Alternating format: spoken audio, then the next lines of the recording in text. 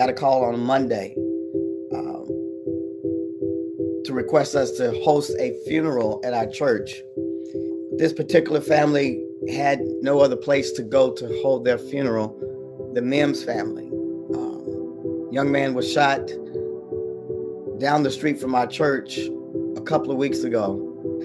This is Gotti's brother. There's been a lot of speculation about his death, and a lot of people afraid of retaliation. Word on the streets. So right here we have the Memphis pastor, where Big Jook's funeral was held in Memphis, and he came out to speak out, bro. And he spoke on Gotti's safety, how the whole situation happened when they reached out to him and all that stuff. And I'm going to roll in the clip in a minute, but before that, man, I want to make something clear, right? I want you all to understand that Gotti was already prepared ahead of time. And even the pastor, according to what he's saying, bro, he also was praying for protection, right? So he already told Gotti, listen up, man, you have to get them snipers on top of the roof of the church. You have to make sure you get the heavy armed securities and stuff like that. But check it out. Y'all, I need your prayers this morning. I know I pray for you a lot, and we pray for each other. But I need you praying for, with, and for me this morning. We're praying for protection. Praying for protection. You know, I preached Sunday about Nehemiah. Nehemiah was rebuilding the wall in his city. The walls had been torn down, had been burnt down, and thieves were coming in and taking what they wanted. And Nehemiah was cupbearer to the king, and he took a risk and told the king that his heart was broken over the condition of his city, and the king gave him a grant to go and rebuild the wall.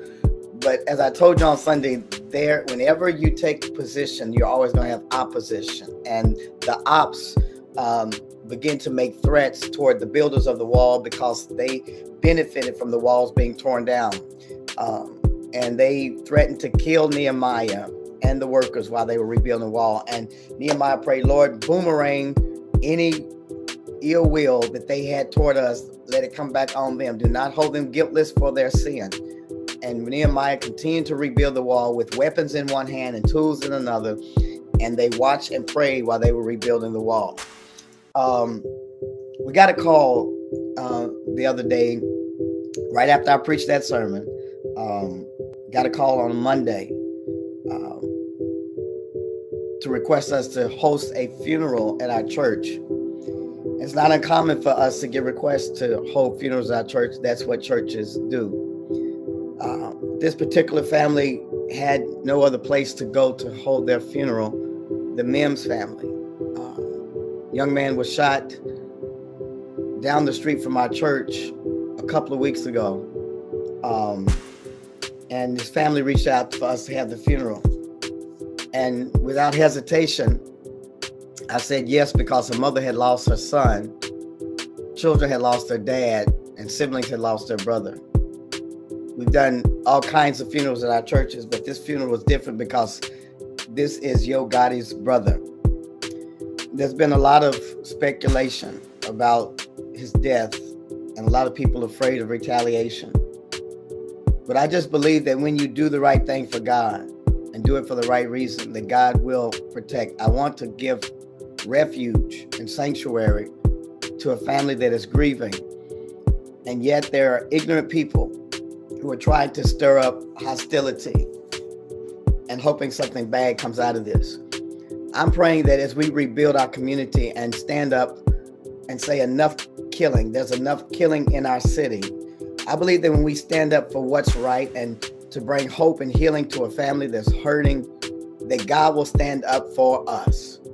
So I solicit your prayers as we host the homegoing of this young man that was killed today, that we might be able to give hope to this family, and God might guard against the hostilities of anybody who would try to do anything evil on this day. Okay, man, so that is really a crazy situation, right?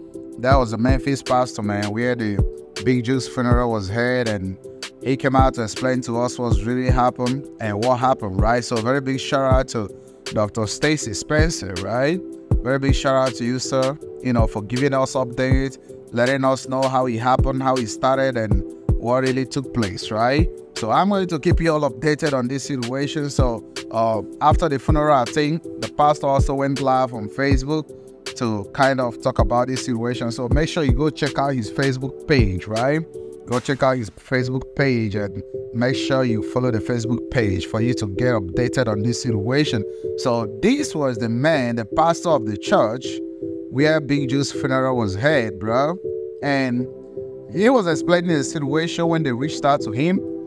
He went live on Facebook explaining to us, he was talking about safety. He was talking about, trying to pray for protection, for God to protect the church and everyone that's going to come for the funeral, because there was a lot of threats out there. There was a lot of threats, bro, against Gary, against the funeral and stuff like that. So, it was really a crazy situation for him. If you're listening to what he was saying, bro, he was probably talking about his protection and the protection of the people that was holding the funeral. So that's why we saw a lot of, snipers, the MPDs, the private heavy armed securities that was on ground. I mean, it was a lot of crazy situations. So, this was a pastor, man. Let me know what y'all think. You get what I'm saying? It's really crazy.